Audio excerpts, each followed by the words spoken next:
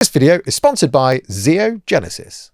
What happens when you get Games Workshop's best storytellers and games developers? Well, I'll tell you what you get. You get a fast-paced skirmish game full of mechs and robots that's very easy to learn. That is ZEO Genesis. I'm Peachy, and this is Peachy Tips.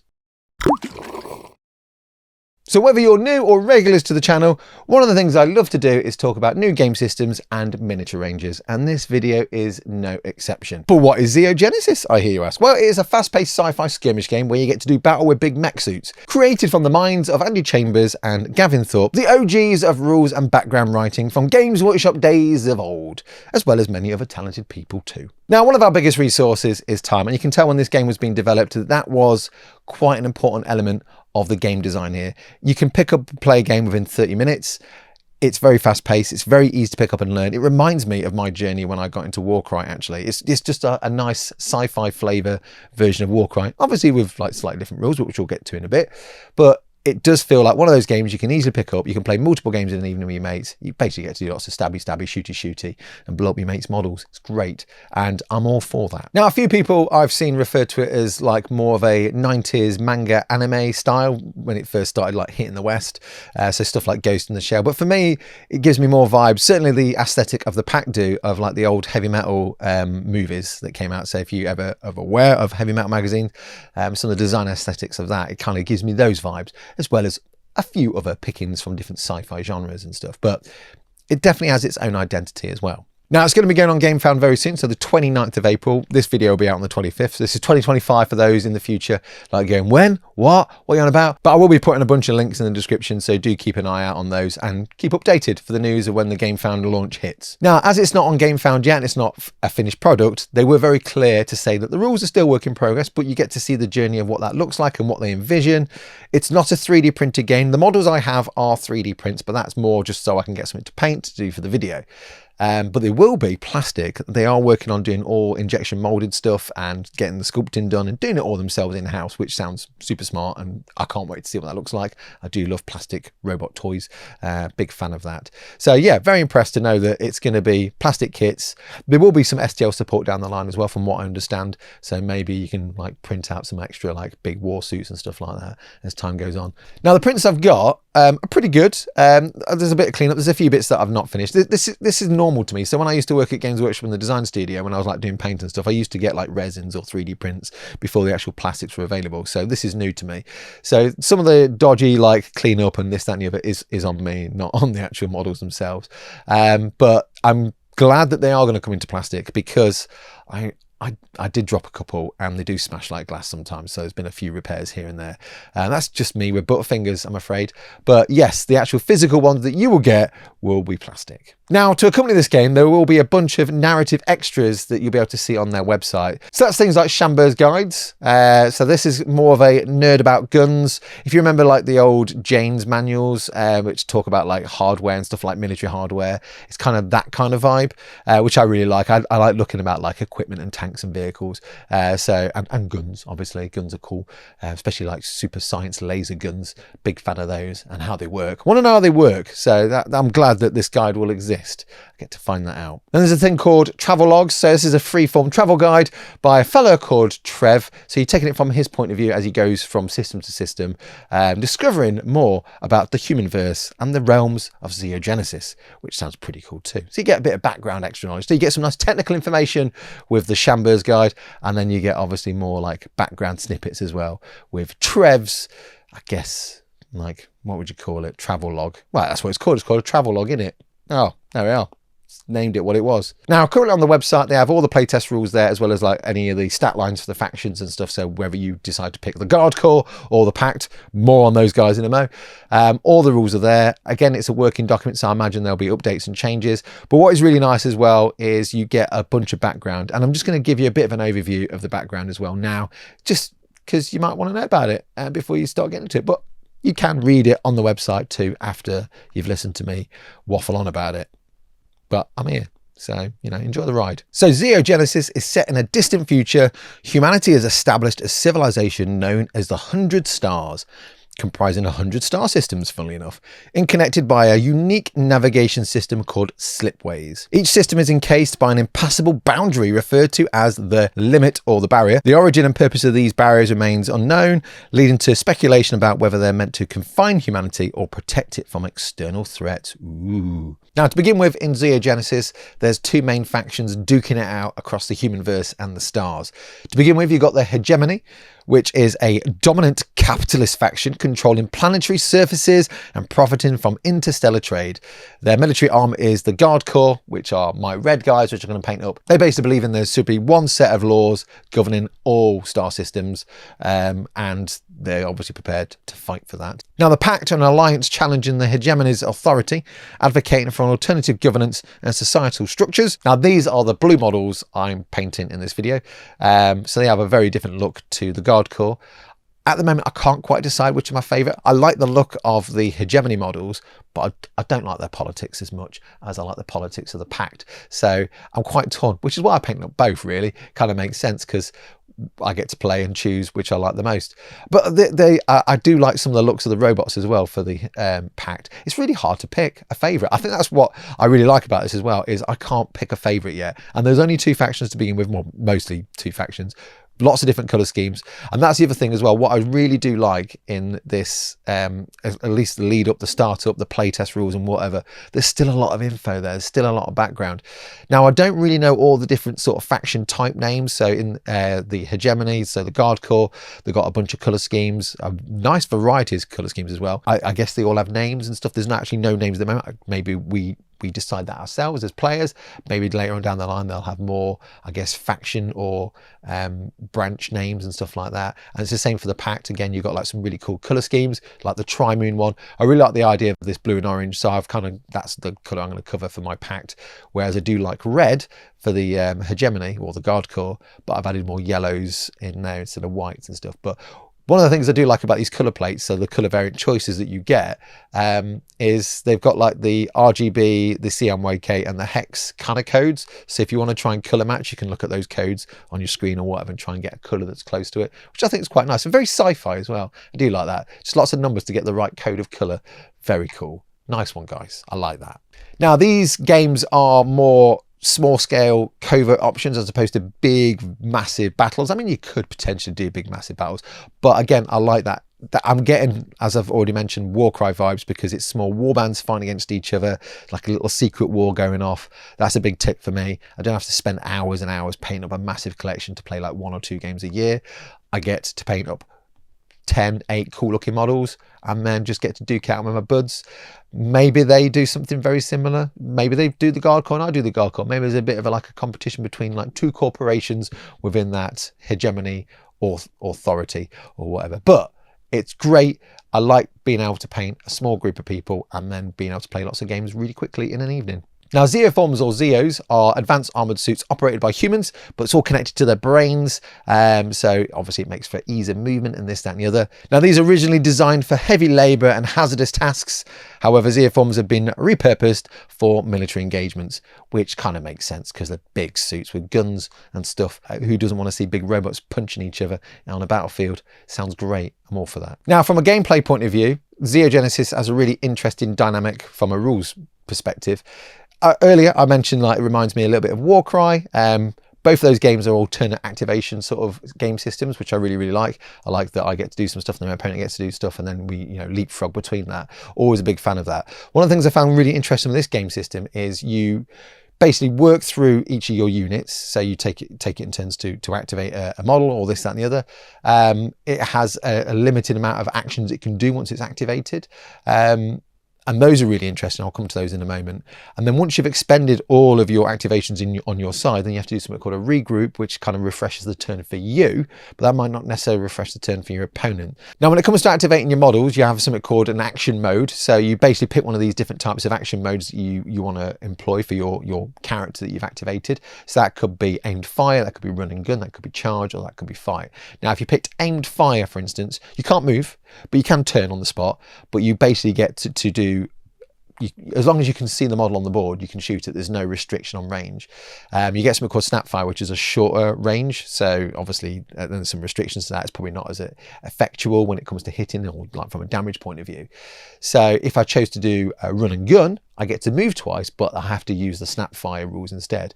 So yes, I get to leap across the battlefield, but my shooting probably isn't as effective as if I stood still. And then charge is pretty much what it is. You get to do some moves and get into combat, and then fight. I guess you're already in combat, so you just like carry on punching the thing that you're already in combat with. So I really like that. So there is like a bunch of little rules governing what action mode you go for.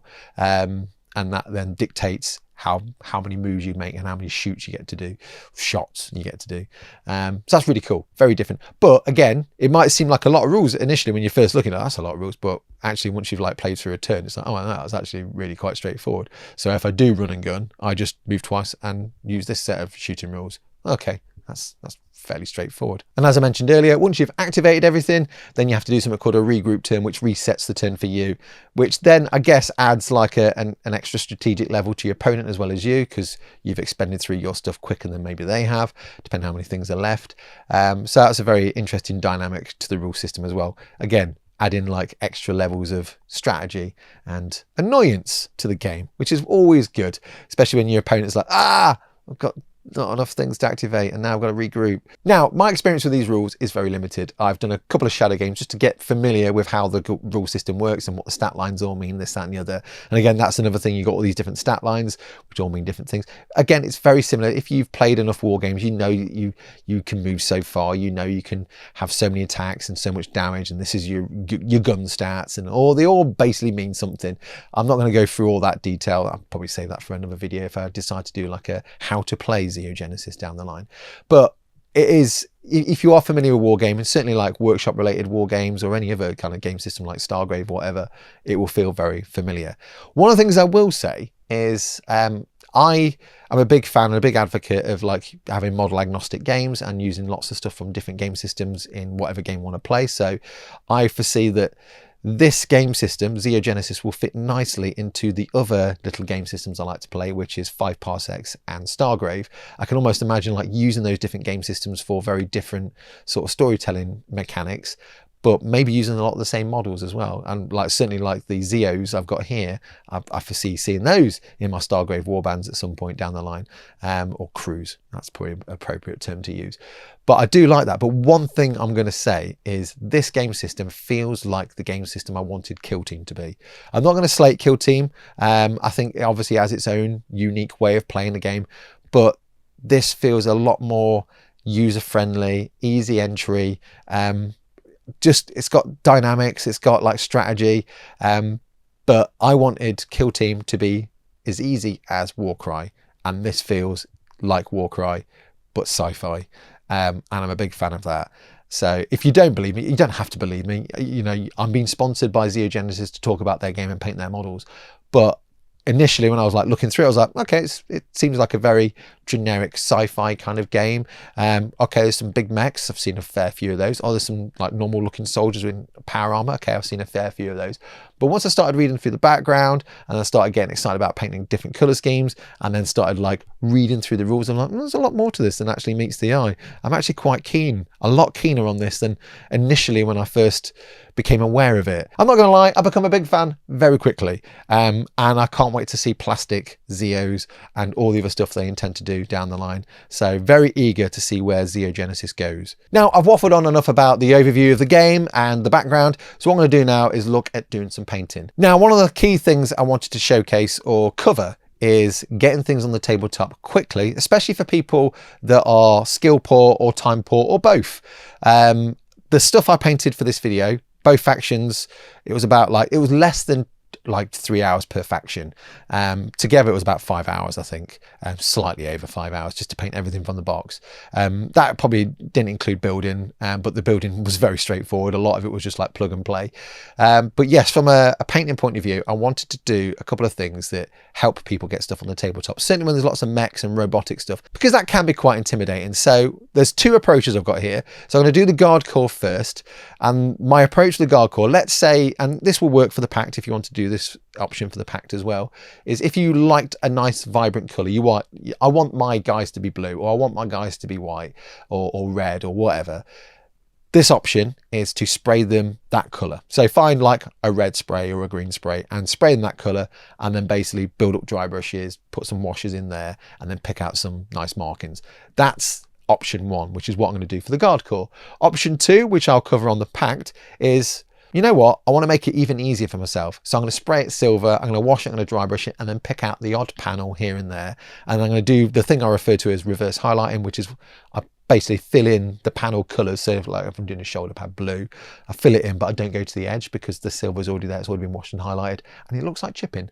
So they're 2 really quick, straightforward, efficient ways of getting stuff painted. And like I said, I was able to get stuff on the tabletop really quickly.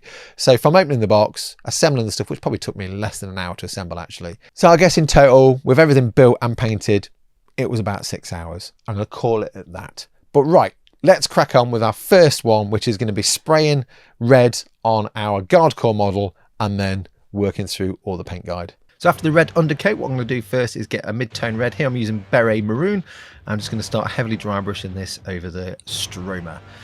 So this is the Guard Corps variant of their ZEO form. So just a big heavy dry brush over all that armour.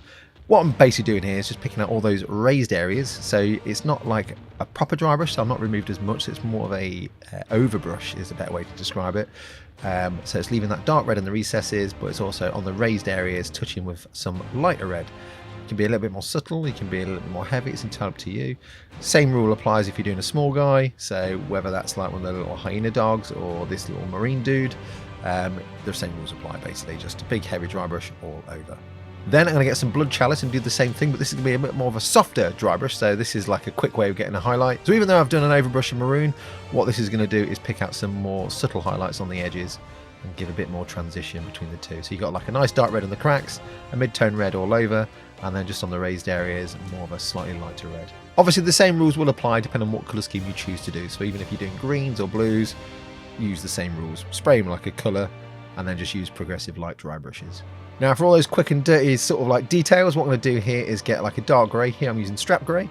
I'm really heavily thinning it down, so it's more of a, not quite a speed paint consistency, but it's got a lot of pigment still in it. So I'm just going to start painting that over all the areas that I want mechanical, or it's going to be tubes, or it's going to be gun bits and stuff like that. So all the bits in the nooks and crannies, I'll also probably use it for some shading as well. So instead of doing like a traditional all over shade, I'll just use this grey and it can go in the recesses. So what I've done in the past for a lot of my Mechanicum stuff or AdMech stuff for Warhammer 40,000 works quite well for Tau as well, because these kind of like big Tau battle suits. So all I'm doing is going in all those nooks and crannies, picking out all the areas that I want to be sort of like a dark grey. It will dry kind of like a really dirty burgundy as well, so it's really good for like the rubber undersuits that they've got. So that's what I'm doing here on the sleeve, and there's a little controller sleeve at the bottom. But there's lots of little rubber details, so whether that's like the neck joins, again it could be like some bits in the deeper recesses, whether you do the gun. I actually thought it'd just be a lot easier just to do the gun all grey, probably do a couple of coats on this as well, and I can dry brush it silver. So it looks more like a chipped up bit of dark grey gun casing. And for me it's about being quick, efficient and dirty. That's what I'm doing here. So I'm just going to get some of that grey now and just run it in the recesses. I can always wipe my finger if I need to, if it goes in the raised areas, but again I can always tidy back up with those previous colours as well. But yeah, I've used 2 tones so far, reds and greys, and already it's getting close to being finished in my eyes. Maybe the odd little dry brush, a little bit of silver, a bit of markings here and there, some kind of spot colour to pick it out, but you don't have to overcomplicate stuff like this. So if you are doing like Warsuits or something like Tau or whatever, this is a really quick and efficient way of getting loads on the tabletop, minimal effort, maximum effect and all that. Again, the more you thin it down, the more on the cracks it will go as well, but then it'll look a little bit dirty on the raised areas, so you could leave that or you can tidy it up. It works however you want it to be. If you want it more clean and crisp, then do more recessed shades like this. If you want it a bit more dirty, then an all-over job. And again, a second coat on that gun, because I think it needs it.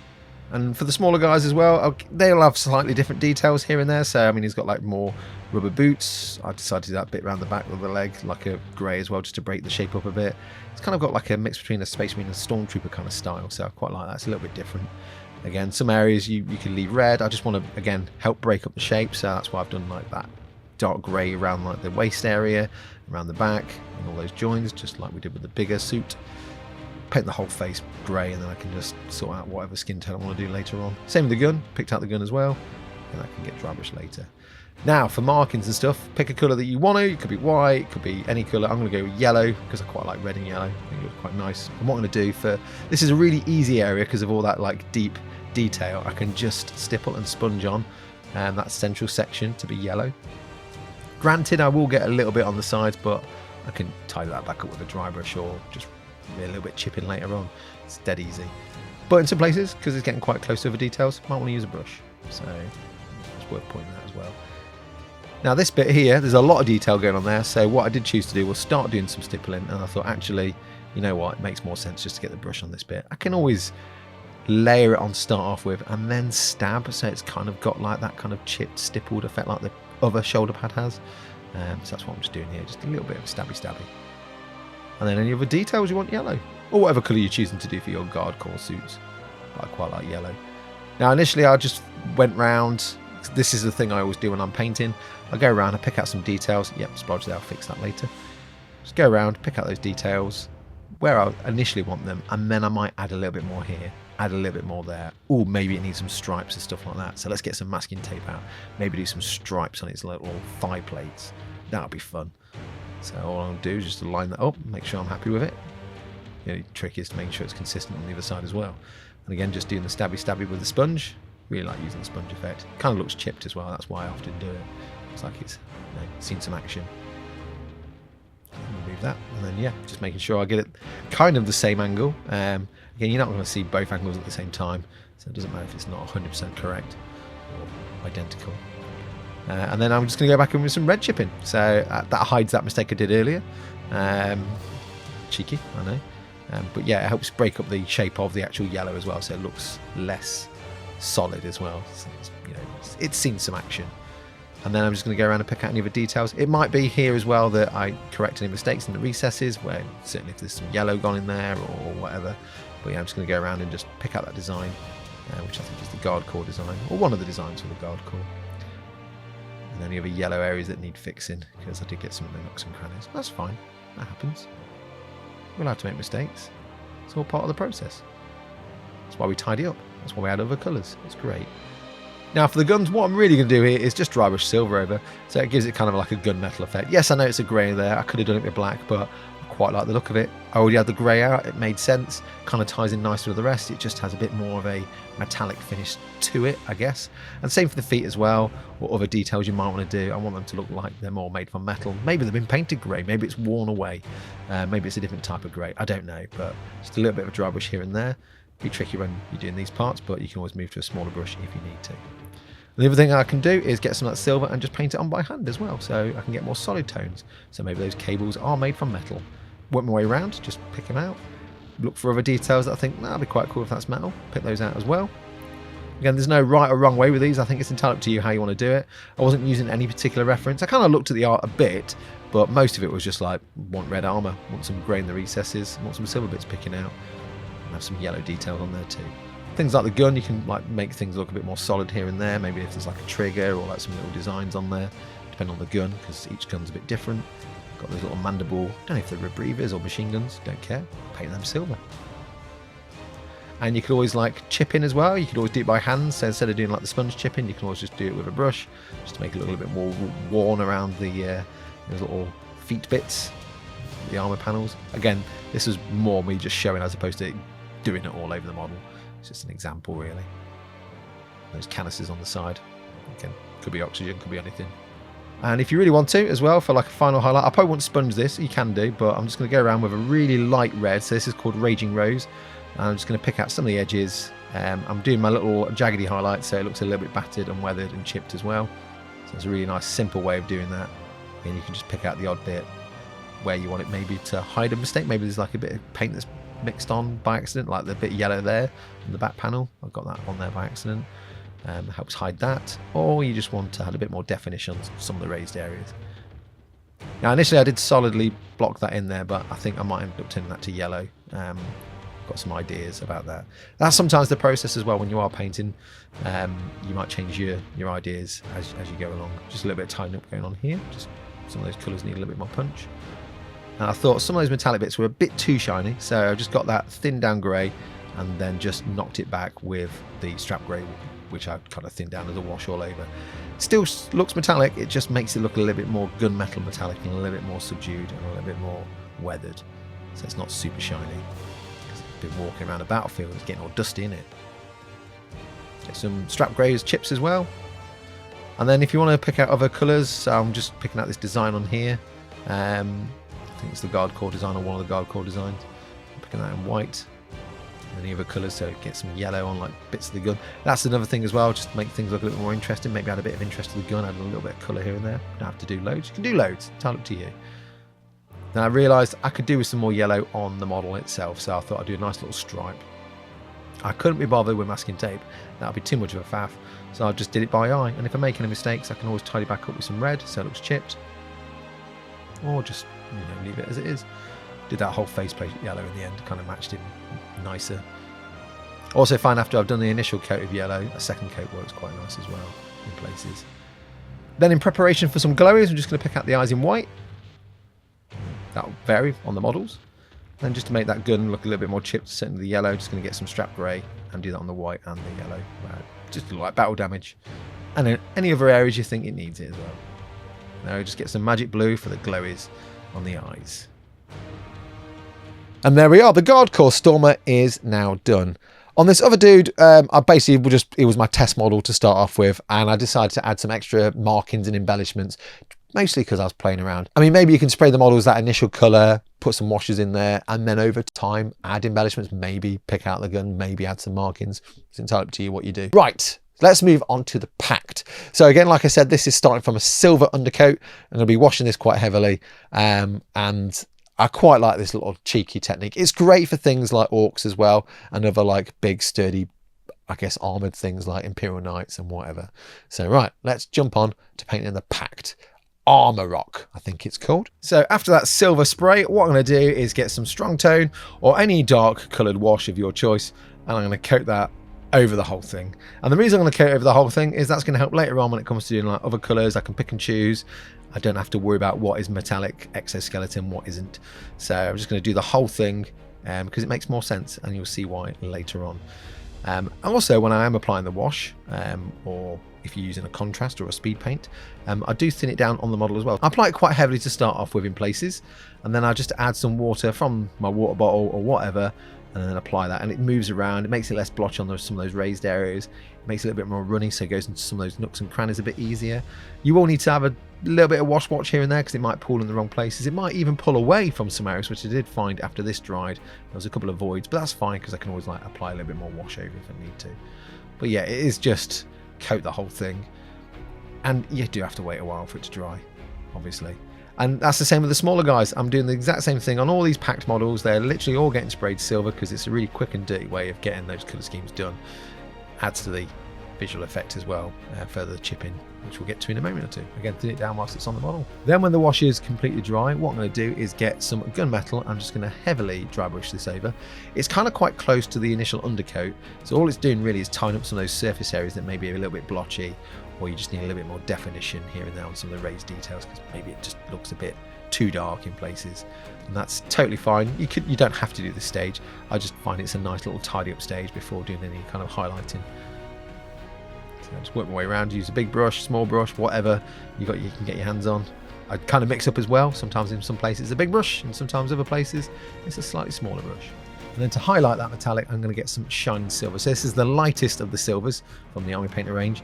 I'm just going to do a little tickle over the model, and that's just going to pick out the raised areas on some of those edges and metallics. Again, I'm not entirely sure at this moment what's going to be blue, what's going to be orange, what's going to be metal. So I'm just going to do most areas, but I'm not going to put too much pressure down on that brush because I don't want it to basically ruin it. I just want the edges picking out. That's why I say tickle, because it is a bit of a tickle. You can just work your way around, take your time. And if you do make mistakes, you can always reapply some shade, and it can just knock it back a little bit and just start again if you need to. So the first thing I do now with this guy is get some blue. This is crystal blue, and I'm going to start picking out some details. So at this moment it is work in progress. So I'm like, yes, I shall do the shoulder pads blue for sure.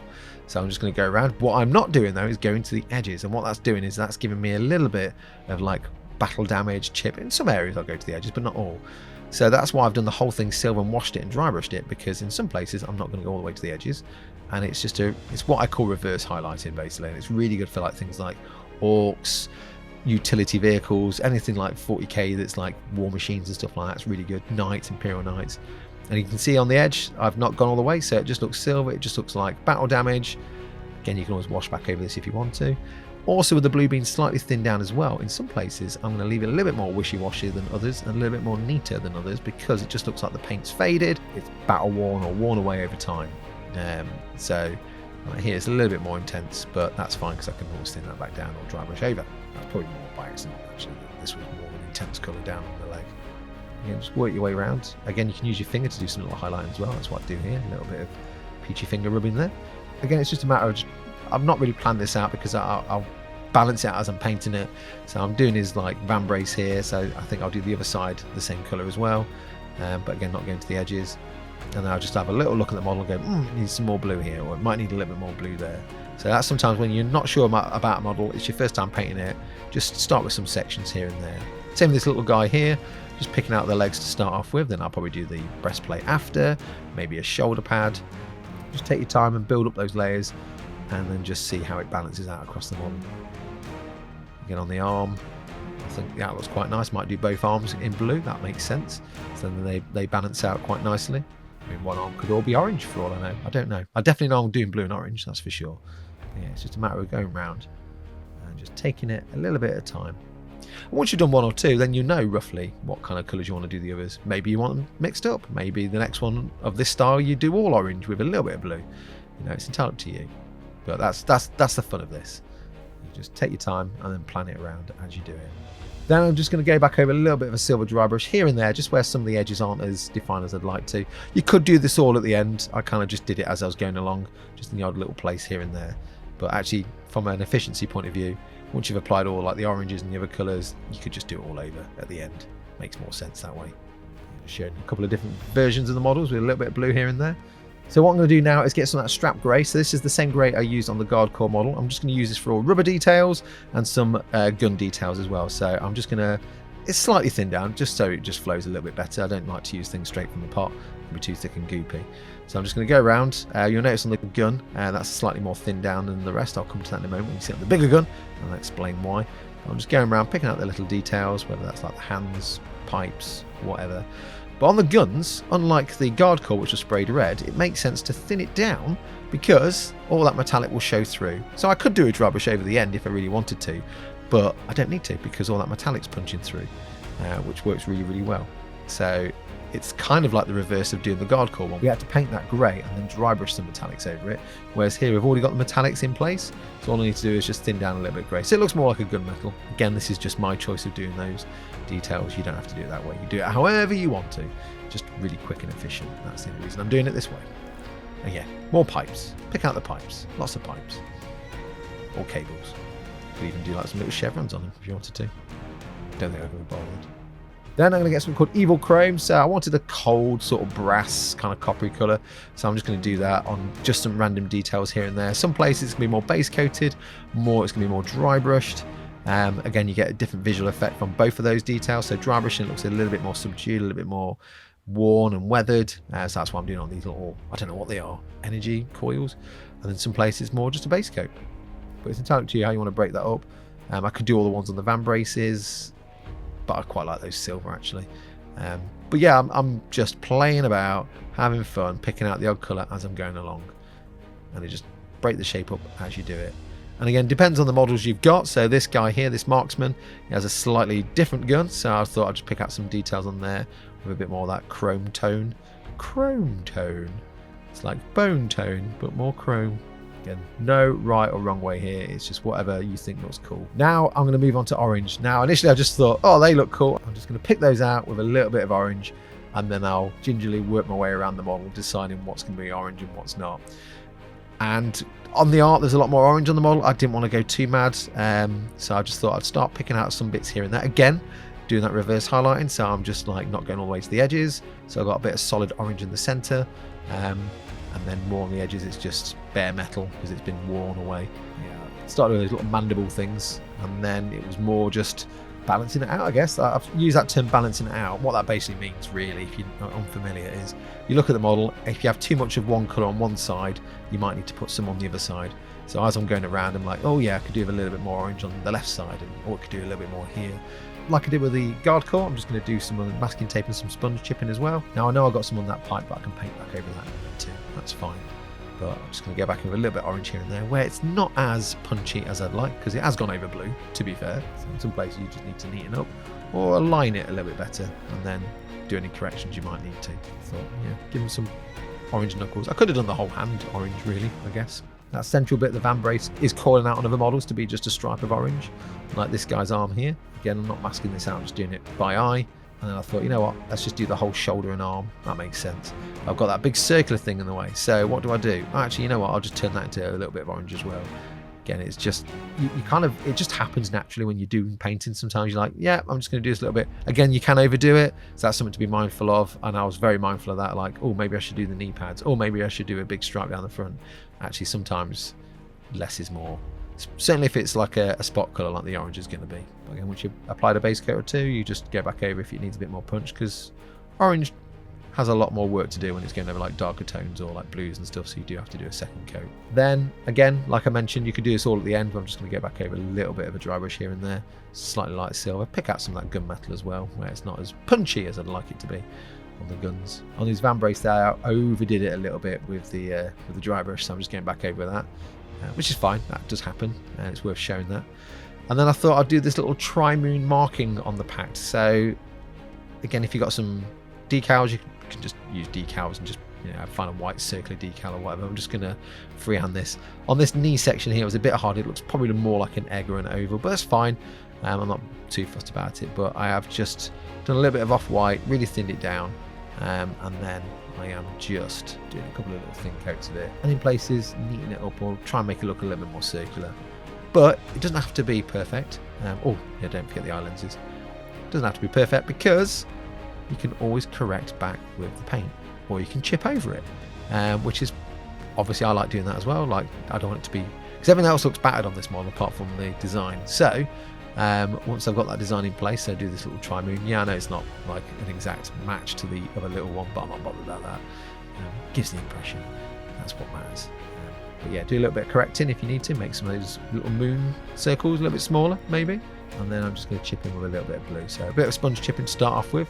Make it a little bit flaked and peeled away here and there. But then if you want like bigger chips or like scuffs down the middle, then just get some of that blue and do that down the middle instead. Also thought I'd do some on the orange, so it looks like some of that previous colour shown through. So yeah, may show a little bit of the metal, but also could show a little bit of the blue as well. That helps balance that out too. And then I'm just going over some Ghillie Dew over the eyes. So painting them obviously off-white first, and then just put on a little bit of green for a bit of a glow. Thought green looked quite nice with the blue and the orange. Could have gone red, I suppose, but I quite like green. Oh, don't forget his little box. There we are. Simply using that metal undercoat saved me hours of faff, and I am a huge fan of blue and orange together, which is why I kind of want to do this colour scheme. Tri-Moon, I don't know if that's their official title. That's the name that's on the colour vignette piece of art. Obviously, some of the moons are slightly different in size and shape than they are on the art, but I don't really care about that because I was having fun. But the thing I said in the guide as well is, like, you could add more orange in places. You could do less colour panels and just keep it more silver. It's entirely up to you, really. And this could work for the guard core as well. So if you didn't want to do like a solid colour spray and wanted more metals, just do the same thing and pick out the odd armour panel here and there. It works. Both these techniques work for both factions. It's entirely up to you what colour scheme you do, basically. I guess that's the key part. Now, something I do want to shout out, because I'm a big fan of art, is the art in this book is so good. The layout is amazing as well. Again, I've got vibes of 5 Parsecs and 5 Leagues from the Borderlands, because it's different colour coded for different chapters. So like the rules are like blue, and then later on it's scenarios, which is more like orange. I'm always a fan of that. I like colour coded because I know where I am in the rule book. I'm like, aha, yeah, I'm in the scenario section now. I went too far. I need to go back a couple of pages. Big fan of that. But the art, so good. Just love. I'd like poring over pictures. I think at the moment there's no sort of imagery for the human verse, and that still obviously needs to be done and added to. But just like seeing pictures of the Stormers, the AMAROQs, the Marines, so all, you know, all the different colour schemes as well. And that's another thing, is like, I don't know what the rules are right now for the colour schemes. I guess just paint how you want to. There's some suggested ones in the book, but you can literally do what you want. I added yellow markings to my red guys. In the book, it shows you having white markings. Doesn't really matter. It's what you want. But the art is so good. Now, I'm really excited to see where this game goes. I'm a big fan of Andy and Gav anyway, because, you know, their work is, it speaks volumes for itself. So seeing those guys working together to make this, it's going to be good. You don't need me to tell you it's going to be good. I already know it's going to be good. And I can't wait to see like the models in plastic as well, and all the other stuff that happens with it. So I'm a big fan. Can't wait. Do check out the GameFound. Launches on the 29th. But as always, thank you for watching and listening to me waffle on about another game that I've discovered. Big thank you to my beautiful, beautiful patrons. You guys are awesome. You probably get sick and tired of me like showcasing another rule system that I've discovered or been reached out. And again, massive thank you to the guys from ZEO Genesis for reaching out as well and wanting to sponsor a video. Just because it's sponsored doesn't mean like I'm going to make stuff up to do the video. I'm generally excited about this, and I only take sponsors if I'm excited. So I want you to know that. If you have managed to get to this point and go, but Peachy, it's a sponsored video, of course you're going to make it sound like you're interested. I am interested because I'm excited about it. And talking to Gav, Adepticon as well, got me more excited. So yeah, I can't wait. I didn't really shout out as well the cardboard scenery. So in the box, you get like a bunch of cardboard scenery. It's very, very basic, but I love how they've thought about the assembly of it. Very quick, easy to pack down. Big fan of that. I feel bad not for mentioning that earlier, but I couldn't really squeeze it in because I was waffling on about lots of other stuff. But yeah, the card terrain, you know, it's good to get you by in your initial few games if you're kind of new to it and you don't have much scenery. So big win. But yes, I'm probably going to now work out what other kind of markings I'm going to do on these dudes. I still need to figure out actually if I'm going to be a PACT or a Guard Corps guy. I've not really decided, because the Guard Corps do feel like space fascists, but they've kind of got a point. But at the same time, the PACT feel like more chilled out, liberal kind of folks. But maybe they've just been a bit meh. I don't know. I can't decide. You know, sometimes when people are like, yeah, we all want to get together, we want to be friends, but we've not really got great policies to defend you all. But, you know, we all want to be friends. And then the Guard Corps are like, no, you know, you do as you're told and we'll look after you. But you've got to do as you're told. That's kind of how it feels. And I can't decide which is my favourite because they're all really cool. Right. I suppose I should wrap this up. I've waffled on a lot and probably like said multiple things multiple times. I do that. Repeat information all the time. But yeah, check them out. GameFound, 29th. Join it. Support them. It's going to be great. Can't wait. Love you. Bye.